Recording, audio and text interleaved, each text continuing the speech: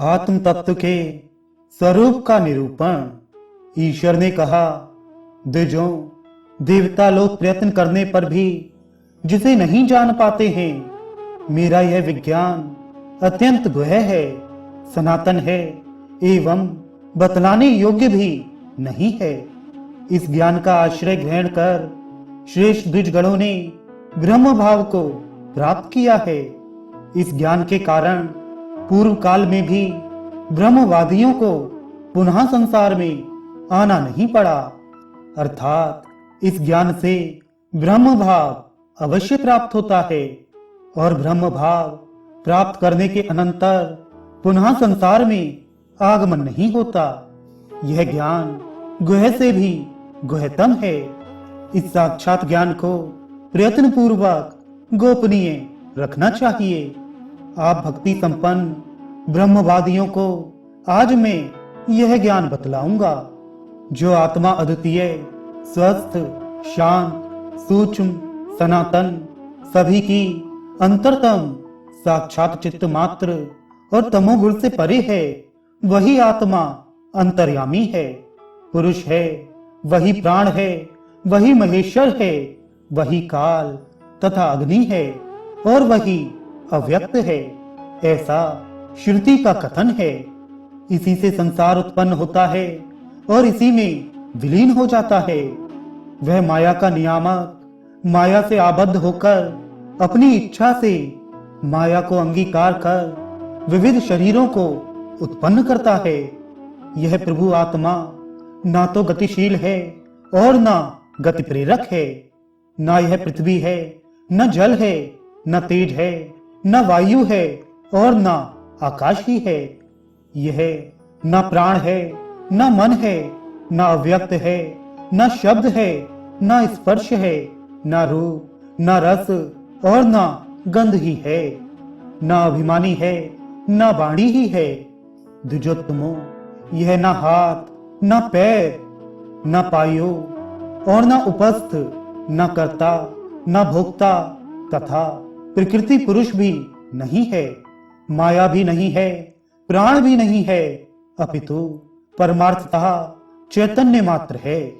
जिस प्रकार प्रकाश और अंधकार का कोई संबंध नहीं हो सकता, उसी प्रकार सांसारिक प्रपंच और परमात्मा का कोई भी ऐक्य संबंध नहीं हो सकता। जिस प्रकार संसार में धूप और छाया एक दूसरे से विलक्षण हैं, वैसे ही पुरुष तथा प्रपंच भी तत्वतः एक दूसरे से भिन्न हैं। यदि आत्मा स्वभाव से मलिन, अस्वस्थ तथा विकार युक्त होता तो उसकी मुक्ति सैकड़ों जन्म में भी नहीं होती। योग युक्त मुनिजन परमार्थतः अपने विकार रहे दुख शून्य आनंद स्वरूप अव्यय आत्मा का दर्शन करते हैं। मैं करता हूँ, सुखी, दुखी, कृश एवं स्थूल हूँ, इस प्रकार की जो बुद्धि है वह मनुष्यों के द्वारा अहंकार के कारण ही अपनी आत्मा में आरोपित है। वेद के विद्वान लोग आत्मा को साक्षी, प्रकृति से परे, भोक्ता, अक्षर, शुद्ध तथा सर्वत्र समरूप से व्याप्त बतलाते हैं। अतः यह संसार सभी प्राणियों के अज्ञान के कारण ही है। अज्ञान से विपरीत ज्ञान होता है, अर्थात अज्ञान का नाश ज्ञान से ही होता है और यह प्रकृति संगत अर्थात प्राणियों के मूल स्वभाव के सर्वथा अनुकूल शाश्वत शांति रूप होता है। अहंकार से उत्पन्न अविवेक के कारण स्वयं ज्योति रूप नित्य प्रकाश युक्त सर्वव्यापी परम पुरुष अपने को मैं करता हूँ ऐसा मानता है।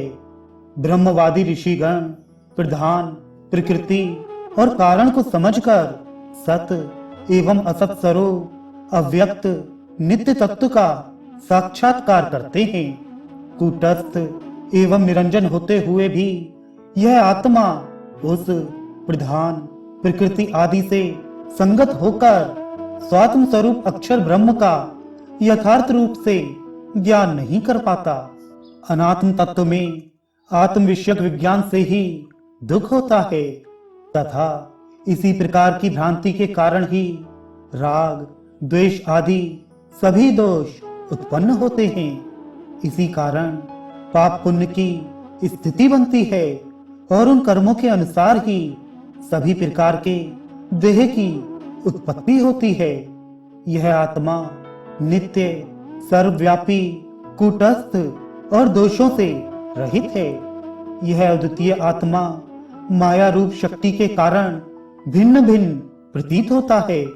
स्वभावतः इसमें भेद नहीं है।